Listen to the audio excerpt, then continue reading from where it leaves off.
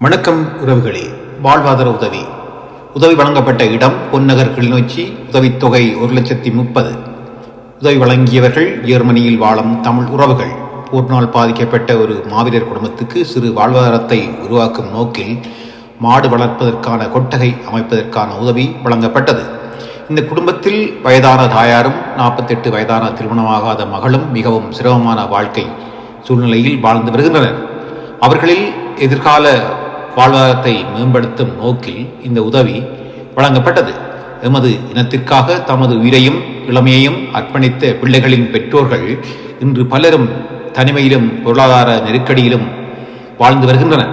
அவர்களுக்கு தேவையான உதவிகளை முழுமையாக வழங்க முடியாத நிலை மனதை வேதனைப்படுத்துகிறது. அவர்களின் துயரத்தை பகிர்ந்து அவர்களுக்கு நம்பிக்கை ஊட்டும் ஒவ்வொரு உதவியும் மனிதநேயத்தின் உயர்ந்த வெளிப்பாடாகும். இந்த உயரிய பணிக்கு தாள மனதுடன் பங்களிப்பு வழங்கிய ஜெர்மனியில் வாழும் தமிழ் உறவுகளுக்கு எமது மனமார்ந்த நன்றிகளை தெரிவித்துக் கொள்கின்றோம். உதவும் இதயங்கள் நிறுவனம், ஜெர்மனி. உதவும் இதயங்கள் ஜெர்மனி நிறுவனமூடாக இந்த பயனாளிகளுக்கு 1,30,000 ரூபா பணம் வழங்கப்பட்டது. இதில் ஆட்டுக்கொட்டில் அமைத்திருக்கிறார். மரம், தூண், மற்றது தகரம் 16 தகரம் வேண்டி இருக்கிறார். அதுக்கான செலவு, மற்றது கூலி இவ்வளவுமே இந்த 1,50,000 முடியுதுண்டா சொல்லியிருக்கிறார்.